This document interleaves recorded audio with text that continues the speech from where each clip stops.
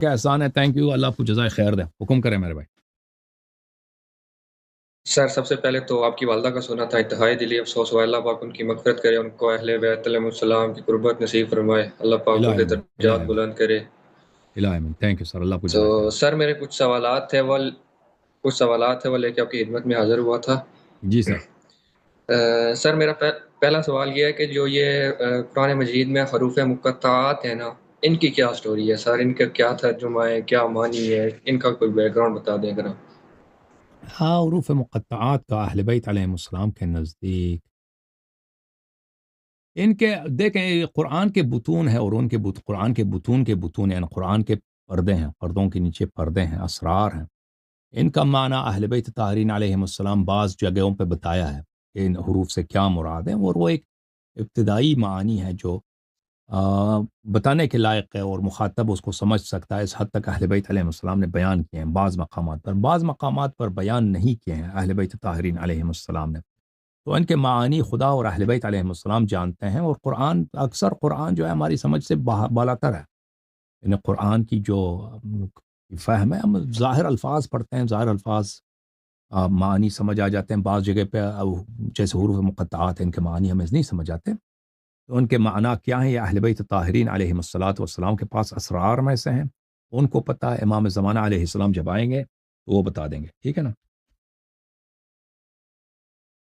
ٹھیک. اچھا، میرا اگلا سوال یہ ہے سر کہ جیسا کہ ہم کہتے ہیں نا کہ اللہ تعالیٰ ہر جگہ پہ موجود ہے، تو موسیٰ علیہ السلام اللہ تعالیٰ سے ہم کلام ہونے کے لیے کوہ طور پر ہی کیوں جاتے تھے؟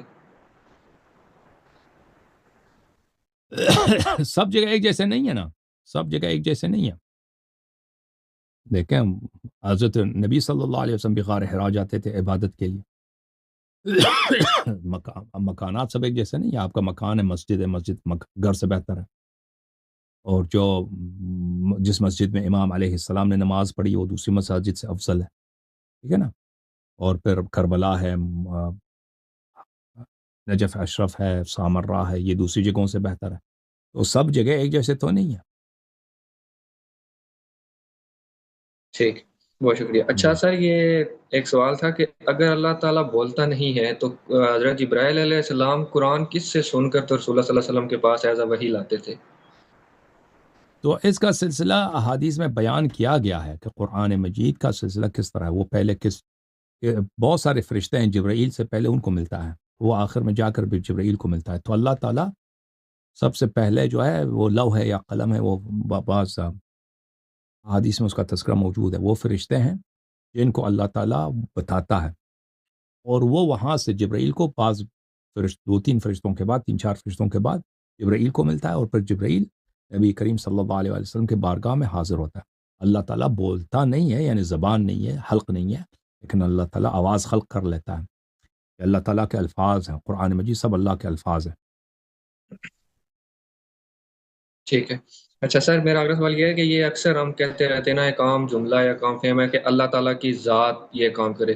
کیا اللہ تعالیٰ کے لیے لفظ ذات استعمال کرنا درست ہے؟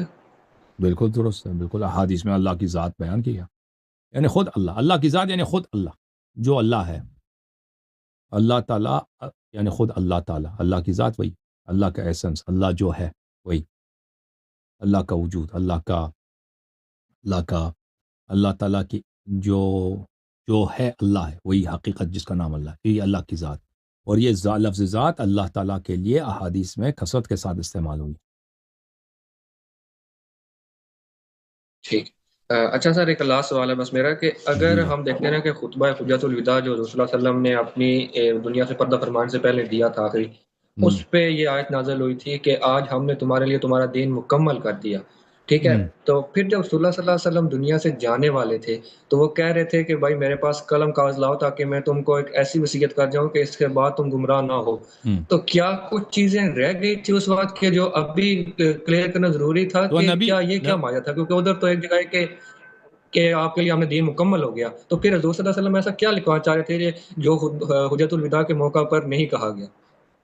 تو نبی صلی اللہ علیہ وسلم نے کبھی لکھتے نہیں تھے، ٹھیک ہے نا، ان کو وہ لکھتے نہیں تھے، اور عام طور پہ پڑھتے بھی نہیں تھے.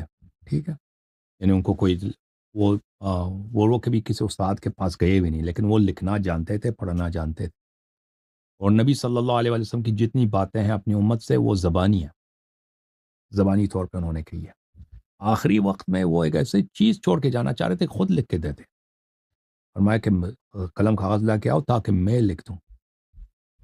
تو ہم نہیں کہتے کہ اس میں کوئی وہ نئی بات لکھتے، نئی بات لکھتے، وہی بات جو انہوں نے پہلے بیان کی ہے، حجت الوداع میں بیان کی ہے، غدیر میں بیان کی، اسی بات کو اب وہ لکھائی کے طور پہ لکھتے ہیں، اور اس کی بڑی تاثیر ہوتی ہے، اس کی بہت بڑی تاثیر ہوتی ہے، کیونکہ نبی کریم صلی اللہ علیہ وسلم جب وہ کبھی کچھ نہیں لکھتے، اور وہ کبھی استاد کے پاس نہیں گئے، آخر میں وہ اپنی دست مبارک سے کچھ لکھتے، تو اس کی بہت بڑی ویلیو ہوتی ہے، ٹھیک ہے نا۔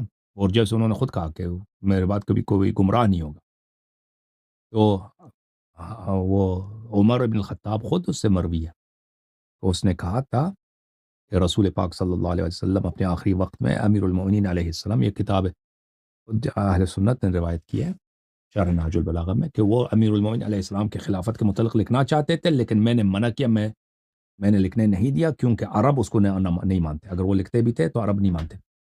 عرب سے کیا مراد؟ وہ خود ہے، وہ اس کے دوست ہیں، اس کے جو پارٹی ہے وہی نہیں مانتے، تو یہ رسول صلی اللہ علیہ وسلم لکھنا چاہتے تھے۔ ٹھیک ہے، تو سر یہ جو ہم کہتے ہیں کہ مسجد جی اللہ کا گھر ہے، تو کیا یہ بات کہنا درست ہے؟ بالکل بالکل، انت حرابیت للطائفین والعاکفین والرکع السجود، اللہ تعالیٰ نے بیت الحرام کو فرمایا یہ میرا گھر ہے، یہ میرا گھر ہے۔ تو نہیں، یہ یہ جو عام مساجد ہوتی ہے نا ہماری، یہ ادھر گاؤں محلے کی، ان کو بھی کہنا بیت الحرام اور اب جو کہتے ہیں کہ خانہ کعبہ ہے، اس کی تو ایک الگ ویلیو ہے، ایک اس کا الگ مقام ہے۔ یہ عام جو مساجد ہوتی ہیں ان کو بھی اللہ کا گھر کہنا، یہ درست بات ہے؟ یہ مساجد کے لیے یہ احادیث میں مسجد کے لیے بیت والمساجد بیوت اللہ، احادیث میں آیا ہے، اللہ عز الفقی میں ہے کہ مساجد اللہ کے گھر ہے۔